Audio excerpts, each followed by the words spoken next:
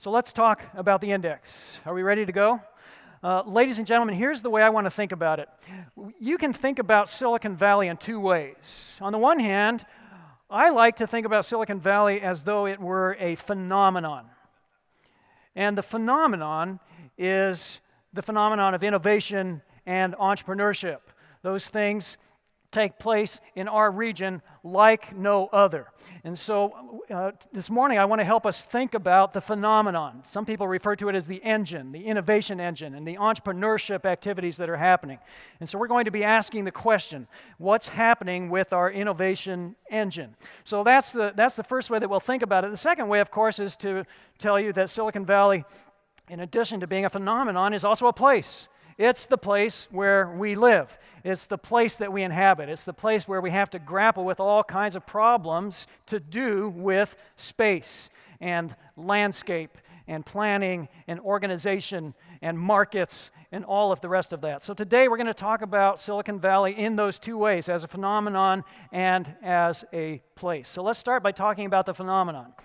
Well, ladies and gentlemen, 1 year ago, I stood on this stage and I went through all kinds of prodigious indicators, and they were record-breaking indicators. They were showing that Silicon Valley's performance was completely off the charts, and we had blown through every record. And then I said, and yet, there's a gorilla in the room. And the gorilla was this fourth quarter slowdown. And what was so remarkable is that we broke all of those records in venture capital, job creation, mergers and acquisitions, angel funds. We broke all of those records, and we only needed 3 quarters to do it. And yet there was this gorilla in the room, and it was the fourth quarter slowdown, and I stood on this stage, and I told you that it was too early to say. It was too early to venture any guesses on what that meant. And some people were wondering, well, does it mean that winter is coming? Here, by the way, is the fourth quarter slowdown. We document it here with Silicon Valley. You can see venture capital had a precipitous drop. You can see that the IPOs began to taper in the fourth quarter. We didn't know what that meant, where that was taking us. And so we actually ended the conference by asking if winter was coming. Is this the beginning of something else? Is there going to be a downturn? Are we set up for the bubble possibly bursting? Now, if you'll remember, I indicated that anybody that has lived in Silicon Valley long enough knows that we just need to stay level, that we shouldn't ever become overly euphoric during the boom periods, and that we shouldn't be overly despondent during the bust periods, because Silicon Valley does experience these kinds of cycles. But we left on that note, saying it's too early to tell what this downturn means, if it will be sustained over multiple quarters. Well, now, 12 months later, I think we can talk more intelligently about it. I think it's possible to venture some guesses about what it means. And ladies and gentlemen, here's my best guess. I think what happened is that in the year 2016, just behind us, we took a breath. Silicon Valley just needed to catch its breath. After 6 years of record-breaking achievement, it was time now for the engine to just grab a moment, to take a moment. Think of it as if you were driving a race car, a superb race car, and you've been going at 120 miles per hour. And then suddenly you decided that as you took that turn, it was time to ease off the accelerator just a little bit, maybe taking it down to 110 miles per hour. That's my sense of the thing as we look at the numbers. And so we're going to take you through this. Here's the bottom line. Here's the executive summary.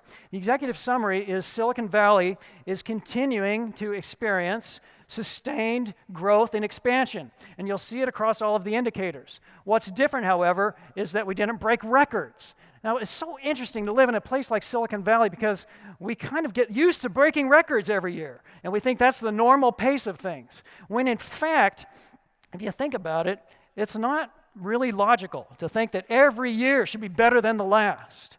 And so that's what we're going to be looking at today. What you'll see is continued growth, continued expansion, but at a slower pace. And it seems to be that we're in this interesting in-between place as the economy settles and then pivots into new and promising areas. Think about it another way. In 2010, we came roaring out of the epic recession, and we did it by creating whole new clusters of industries: internet-based commerce, the new sharing economy, data analytics. And this fueled a remarkable run, a 6-year run. Now we're reporting 7 years of continued expansion. Well, now it seems that we're pausing, and it would appear that we're pivoting into some new and promising areas. You know what they are. It would appear to be robotics. It would appear to be artificial intelligence, the continued application of the Internet of Things, the harvesting of data for the purpose of data analytics, deep learning. That seems to be where the economy is headed. Automation, robotics, automated vehicles. That seems to be where we're headed, and here we are taking this pause as we move into those areas. So having understood it in that way, let me show you what happened over the last calendar year. The first thing people are always interested to know is if the economy is expanding, are we adding jobs? Well, we did. In Silicon Valley, we added 45,000 new jobs, and there you have it on the chart. When you add San Francisco to the total, they added 31,000 new jobs. San Francisco, by the way, is firing. Last year, they added 30,000 jobs. They exceeded their total. And so there's still record-breaking expansion in San Francisco, which, by the way, we consider to be a part of the Silicon Valley phenomenon. That's an interesting conversation we can have, by the way. But remember, the phenomenon is this phenomenon of innovation, entrepreneurship being fueled by venture capital, and that is clearly happening in San Francisco. The footprint for this phenomenon is spreading all the way up the peninsula into the city. It's going up the East Bay and clearly into Oakland. And by the way, if we talk about the East Bay, they added another 22,000 jobs to their total. And then when you add the rest of the Bay Area, all the other counties that touch the Bay, that was another 25,000 jobs. And so here's your grand total. Ladies and gentlemen, we added 113,000 new jobs to our economy over the last calendar year. That is a 3.1% growth rate. It's a remarkable figure. Yes, I think that's worth applause. Last year, the growth rate was 4.1%. Last year, this number was 129,000. So we're off that. We took a tick down. We lost a percentage point, and yet growth nevertheless. So that's how we stand. So you might be interested to know what's driving the growth. This 3%, this 3% growth rate, which is, as you can see, continuing now over a 7-year period. By the way, I want to put this in into some context for you. So here we are. This was the epic recession. And what's so fascinating is that our economy was still generating jobs through the fourth quarter of 2008 when the rest of the country had collapsed. Then in 2009, it caught up with us, and 2010 was a year of contraction. But by 2011, here we are again, growth positive, and then we have sustained that trend ever since. 1, 2, 3, 4, 5, 6 steady, continuous years of incremental growth. That's the kind of economy we are. Now, I also like to put this in context because a lot of times people want to know how we compare to the dot-com year. And that was the year 2000, right here. That was a crazy year. Ladies and gentlemen, I have to keep reminding people that 2000 doesn't count. You just have to throw that out of your model. That was a crazy time, and when we look back on it, we feel sheepish about it now. That was a case of the engine overheating, and we saw very clearly that it wasn't real, it wasn't sustainable, it all came crashing down, and then we were 4 long years in recovery. Okay, then an epic recession takes over. All right, so what I want to suggest is that the growth we're experiencing now is remarkable, more remarkable by far than that crazy dot-com phenomenon, which was just a 1-year spike. So here we are with 6, now starting our 7th year of continuous incremental growth, each year very impressive. When you total up those 6 years, that's 300,000 jobs that we've added to the region since the year 2010. 300,000 jobs. Ladies and gentlemen, that's like taking a couple of cities the size of Santa Clara and dropping them onto our landscape. That's the kind of expansionary economy that this is. Now, by the same token, let me tell you about unemployment rates. Our unemployment rates are 3.1%. We achieved that in May of 2016. Ladies and gentlemen, 3.1% unemployment is considered by economists to be full employment. That's how we think about this. So again, this is a region that is firing on just about every cylinder, even though we are pausing to pivot into some new and interesting areas. Now, you might be interested to know where we're growing and what's driving the growth. Well, a lot of people are surprised to learn that it's not actually tech. A lot of people think that we're a tech economy. Of course we are, but they also then assume that tech constitutes the majority of jobs in Silicon Valley. That's actually not the case. You'll see here that tech is driving it at the same rate that just our regular jobs of place are driving this expansion. And when I talk about jobs of place, the technical term is community infrastructure and services. These are your retail jobs, healthcare, construction, education, and the growth rate there is equal to what's happening in tech. And so as you can see, each of those contributed 20,000 to our 45,000 job total. If you're curious to know, tech, as it's narrowly defined, constitutes about 25% of our workforce, and the rest is health, retail, what we call community infrastructure, and then other sectors. Now, in truth, it's hard to separate out tech. It's difficult because tech has just suffused every part of the economy. Tech is in healthcare, tech is in agriculture, tech is in retail, tech is everywhere.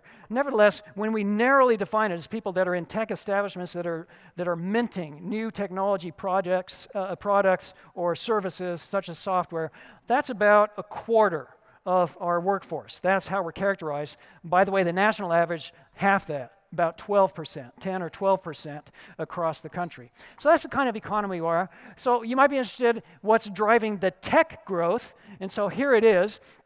You can see that it's actually good old-fashioned computers. Computer hardware, design, and manufacturing is the leading sector within our technology growth sectors. And then it's followed closely by internet and information services. And then, look at this. Number 3, in terms of growth, absolute growth, and these are the absolute numbers, realize, is construction. And you've seen that. There's all kinds of construction going on in Silicon Valley. And we'll show you some charts about that. If you're interested to know what's happening with the growth in terms of percentage change, what are the sectors that are growing at the fastest rate? Well, internet and information services, and this probably shouldn't surprise any of us. We're continuing to grow here as we develop out those apps and those mobile devices and all of the rest. But then it's interesting to see that biotechnology is growing very rapidly, 12.6% growth rate in that sector. It would surprise you, biotech isn't a large employer in the region. Growing at a rate of 12.1%, that only meant adding 1,000 new jobs to the economy. Nevertheless, a very fast-growing sector. You might be curious to know where we're shrinking. Where are those job losses showing up? Well, it's probably not surprising. It's in semiconductors. We don't actually make semiconductors in Silicon Valley anymore. Actually, you know, there's no silicon left in Silicon Valley. It's happening in other places. That's the kind of region we are. We're a design region. We're a headquarters region. So we're seeing semiconductors and its associated manufacturing moving out. Also, telecommunications manufacturing and services are going elsewhere. But after that, I'll point out for your possible interest that retail had a shrinking year, and so did the nonprofit sector, my sector. Nonprofits lost 700 jobs over the last calendar year. Now, if you're really crazy and geeky about this stuff like we are, we refer you to Appendix B. And you can have all kinds of fun there. You can go down sector by sector, job category after job category, and you can see who's growing and who's not. And we commend that to your interest and information. Okay, so that's the overall picture about growth and expansion. Now let's ask the question about the phenomenon. How is the engine doing? Is that engine still firing? So there are several ways that we like to measure this. One way, one of the most effective ways, is to look at venture capital and its formation in the region. So let's have a look at what's happening to the venture capital picture. Ladies and gentlemen, in 2014, we just stood completely amazed as we looked at this figure. The region generated $20 billion in venture capital. That was the combined share of San Francisco and Silicon Valley together. $20 billion in venture capital. It was just staggering. We'd never seen anything like that ever in our history, with the one exception, and that was the year 2000. Remember, throw that year out. Okay? So we were looking at this and we said, my goodness, what amazing, staggering achievement is that? Well, guess what? In 2015, we generated $25 billion in venture capital. So we blew through that record. And that's what we reported to you last year. All right, so now there's this notion somehow that I should stand on stage again a year later and show you another record-breaking year. I don't know why we feel this way. I don't know why the headline writers are inclined to say that something's wrong with Silicon Valley if we don't break the previous year's record. Well, we didn't. Look at that. We were off by just a little bit. The actual total was $23 billion. Now, can we just stop and realize that we generated $23 billion of venture capital? That's a staggering figure. If that had happened in 2014, we wouldn't know what to do with ourselves. So that's the kind of place this is. I don't think any of us should think that there's something amiss in the region because we didn't exceed this incredible total. And then, by the way, I want to say something about the totals. This is a better way to illustrate it. So here we're looking at San Francisco. Its share of the venture capital pie is $13 billion. And then $9 billion belongs to Silicon Valley proper. Here's what I think is fascinating. San Francisco's share of that venture capital is actually being generated by just a few mega deals. And mega deal is a term of art that refers to any deal that's more than more than $1 billion, right?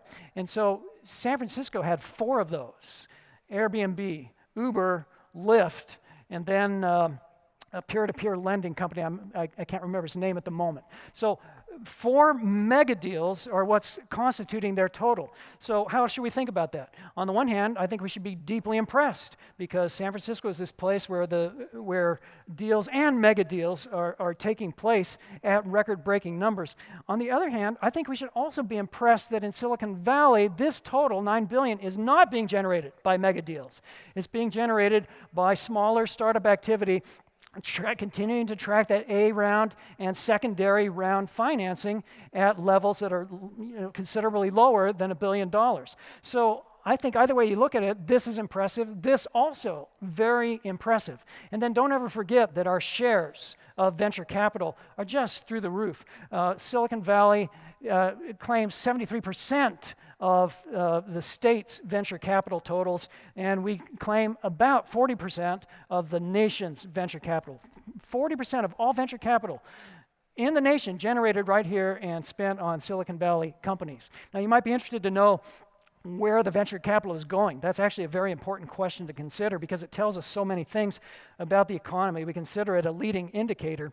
Well, the venture capital is going into internet-based companies, and then into software and the kinds of software that supports these internet and web-based companies. The largest shares are going there by far, and you can see it. It started out with small shares back at the turn of the century, and it's just grown disproportionately as the economy has moved into new media, social media, the sharing economy. But then it's interesting that after that, telecommunications takes a large share of the venture capital, and then finally, it's just across the board. The portfolio is very diverse, and it's including things like automobiles and transportation and business products and services, even food and beverage, chemical, electronics, energy, significantly. It continues to attract venture capital. Another indicator that helps us assess the phenomenon, how fast the engine is firing, would be patents, the number of patents that are being recorded in our region. Well, again, it's an interesting picture. Last year, we generated about 19,000 patents, and that as you can see, is the highest year on record. We had never had that kind of year. Well, this year we're off just a little bit, and this is typical. It's even though over the long term the trend is upward and to the northeast, like you would want to see. But this past calendar year, we were off by about 500 patents.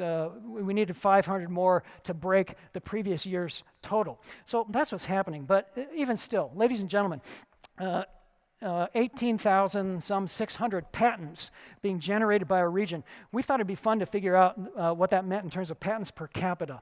It turns out that in Silicon Valley, there's a patent per every 159 people. Isn't that interesting? Seriously, so walk down the street someday, and when you pass 160 people, realize that you've just passed a patent holder.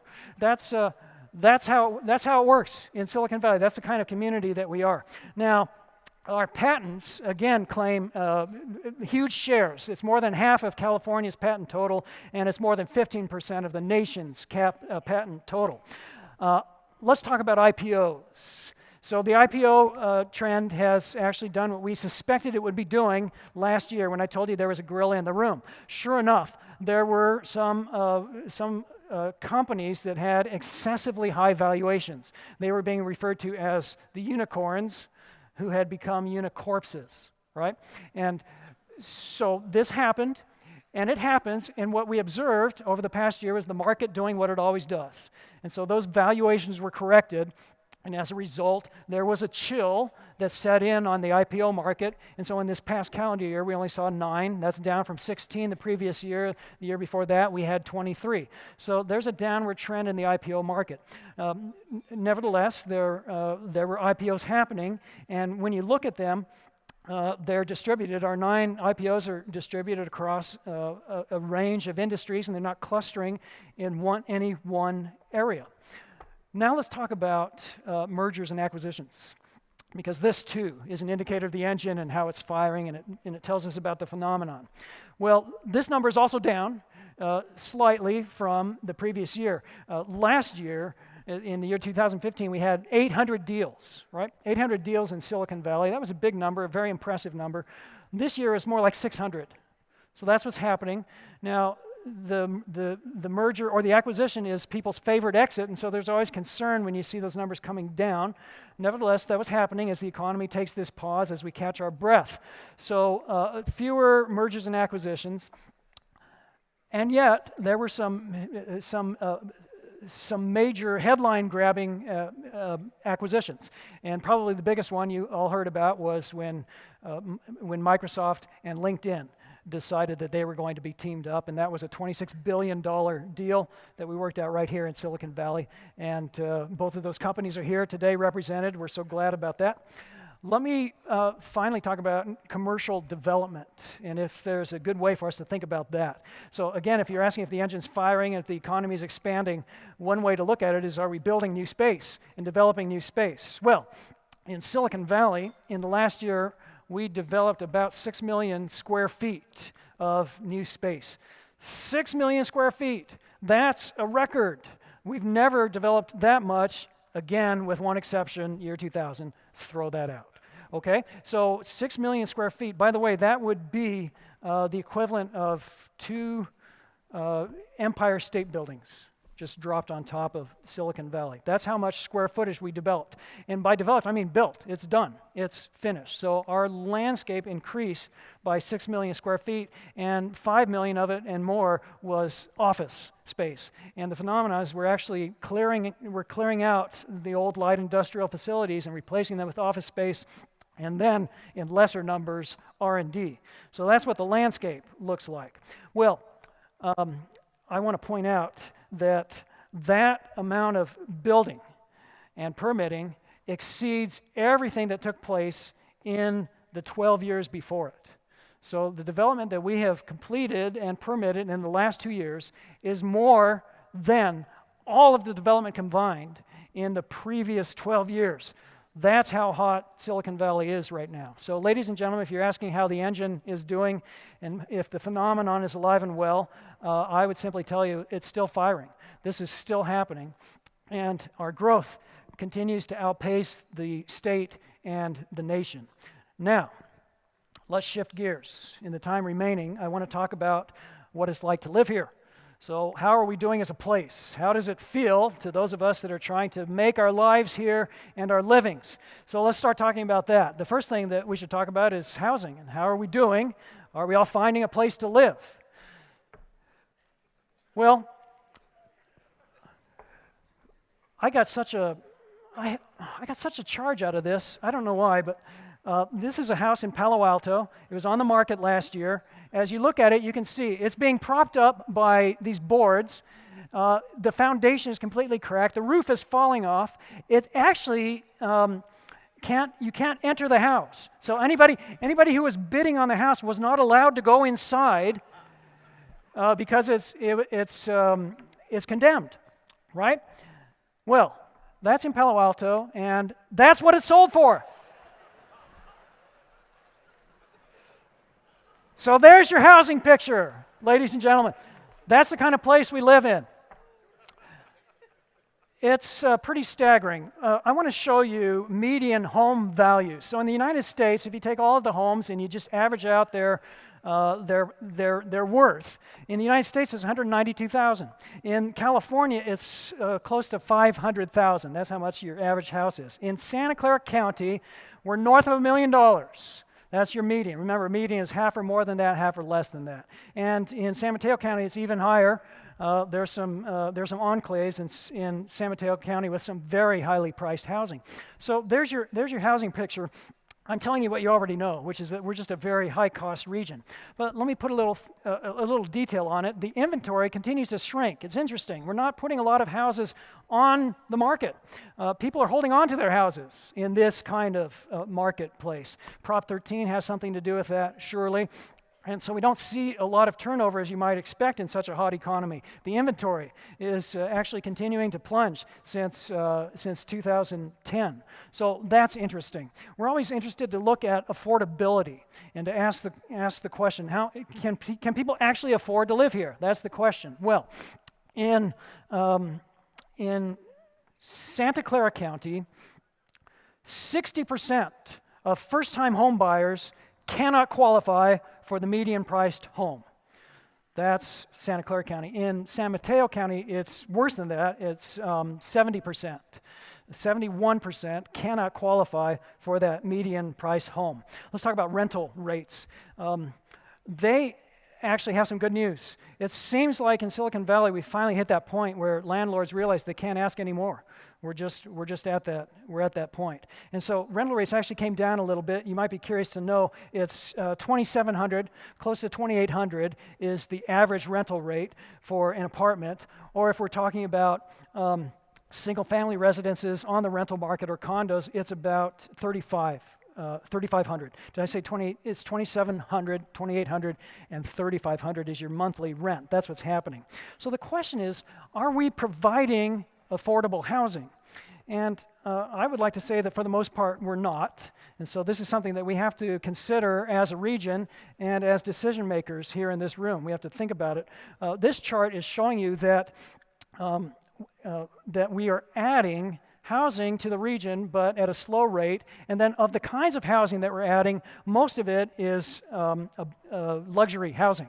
It's the kind of housing that is highly priced and therefore accessible only to a certain segment of our population. So that's what's happening. You know, the ABAG, the Association of Bay Area Governments, hands down these housing needs assessments. They're called RHNA, the Regional Housing Needs Assessments. And none of our communities are meeting those assessments in any of the income categories, low, moderate. We are, however, meeting the assessment in one category, and that would be in the high income category. So that's a very telling indicator, and that's why we're bringing it to your attention. Another housing indicator is burden. The federal government has set a standard. The standard is if you're spending more than 35% of your income on housing, then you're considered burdened, and that's considered dangerous. You're teetering on a line there. Well, in Silicon Valley, it turns out that about 27% of our homeowners are burdened, and about 38% of our renters are officially burdened. So we're living on the edge in Silicon Valley. And no surprise here, our multi-generational households are increasing. And this is if you have people living with you who are your kids or your grandkids. So if you have adult children living in your home with you, that's considered a multi-generational household, and those are on the increase. Those are increasing precipitously in Silicon Valley. It's very interesting to track that. So then the next question is, are we doing anything about it? Are we actually making decisions as a region? Are we permitting new housing and new housing starts? And the answer here is, well, no. We had a bad year. We had a down year. We did really well in the year 2014. We permitted close to 12,000 new units. In the year 2016, ladies and gentlemen, 6,100 new housing units were permitted. 6,100. Okay, remember I told you we added 45,000 jobs in Silicon Valley, but we permitted 6,000 new houses. That's the state of things in our region. Let's go quickly to income trends, and I'm quickly running out of time. So let me just tell you that there is something to this notion that Silicon Valley is a place where you can come and pursue a path to prosperity. Look at this. Silicon Valley, the average annual earnings are $125,000. That's your average. You realize that's almost twice the national average. It's just absolutely staggering. Now, it's not ideal to look at averages because we have so many high earners in Silicon Valley. So in the index for you, we've also broken it down by median income. And here's how it looks. The median income in the United States is about $55,000, then California. And then when you add San Francisco, that's what they look like. And there we are. The median household income in Silicon Valley, $102,000. So again, it's pretty staggering, the difference between us and the rest of the nation. Per capita income, if you measure it that way, is also increasing slightly, percentage points every year. But it's interesting, I was just talking about housing a moment ago. Our housing prices and our income gains are not in sync. The median home sale price increased by about $68,000 last year. And if you translate that into what your monthly mortgage payment would be to afford that increase, it would be about $428 a month. However, in our median income, we gained $3,500. That was the increase over the last year. So what this is telling you is that our income gains aren't keeping pace with the price of housing, even in the high end. And this is interesting. I'll highlight this before I close. We do continue to document a gap in income. In Silicon Valley, we have a lot of high earners, no surprise there. That trend is continuing, but we also have a lot of low earners. And the middle class is continuing to vanish on us. Now, in Silicon Valley, in this past calendar year, we added 36,000 new households that have incomes above 150,000. So our income pie, if you put all of our earners in a pie chart, it turns out that bigger and bigger slices of Silicon Valley are the high income earners. And this gives you a sense of it. And in fact, in Silicon Valley, 33% of residents are classified as high earners, and that means a salary above $150,000 annually. So that's the kind of region that we are, and then by the same token, we have to point out that even though we have high earners, the question is, are people climbing the ladder to jump into that category, or are we the kind of region where people are having to self-select into it because they already meet the requirements for residency here? And I'm afraid we have to tell you that it seems to be the latter. In other words, people aren't finding ways to jump into those income categories, to jump up to the next category. It's that they are being replaced. There's an outflow, and those residents are now being replaced by very high income earners. So now, by the flip side of the coin, we look at poverty in Silicon Valley, and we're at an 8% poverty rate. That's as it's defined by the federal government. If you look at self-sufficiency standards, then you'll see that about 30% of households in Silicon Valley are not meeting self-sufficiency standards. That means that they need some form of assistance in order to survive, and that assistance is coming from friends or family or from churches or other institutions. So that's your picture. And then I don't enjoy reporting these things, but the picture is even more pronounced when you show the different racial and ethnic groups. And so there are certain ethnic groups that pop out as being persistently categorized as impoverished. Okay, well, I'm completely out of time, so I don't have time to go through the rest of these slides. We'll cover these later in the day. We're going to talk about our transportation issues. We're going to talk about the strain that our growth is putting on our transportation infrastructure. We'll be talking about possible solutions to that conundrum. So we'll return to these factoids.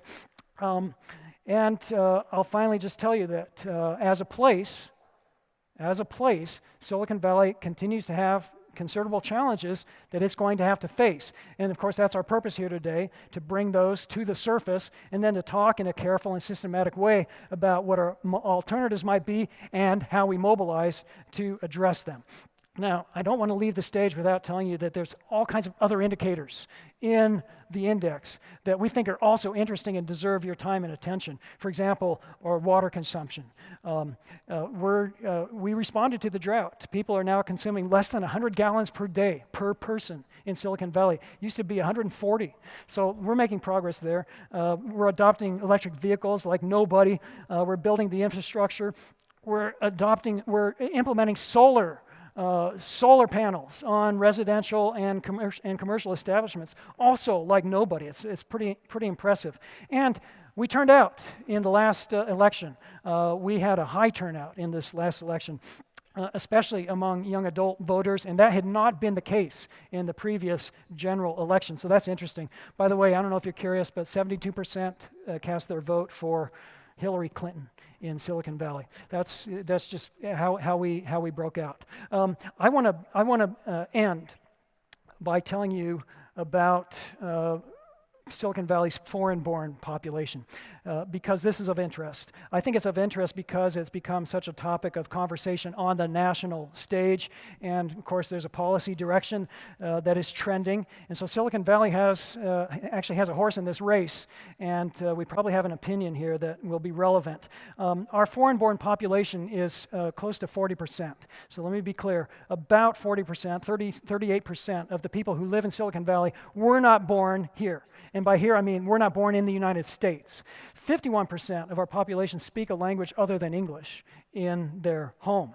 And when you look at the workforce, it's even more dramatic. In our workforce, our foreign-born population is about 45%, but when you look at the people that are working those STEM jobs, science, technology, engineering, and math, well, guess what? It's 62% that are in those categories, 62% foreign-born. And then I was especially fascinated to discover that of women in STEM positions, 75% of those women are foreign-born. So that's the kind of place that we live in. Now, that concludes my briefing. I want to tell you that all of this information is available to you online. It's not only in booklet form. We consider that a static presentation. We actually want you to be going to the Silicon Valley Indicators website, and we want you to be using this all year round. So you can do that. You can go to this website, and it's fabulous. You can go to the dashboard. You can choose your indicator. You can use the charts interactively. You can see the definitions. You can go to the data sources. You can even download the chart so that you can use it in your own kind of application. And to that point, we actually wanted to ask a question. Maybe we'll pose this to you later since our time is running short. We want to know if you value using the index in booklet form, or if we can wean you from the book and just steer you towards the website. We'll be posing that question to you today later when we do the polling. All right, ladies and gentlemen, that concludes my briefing on the 2017 index. Thank you very much.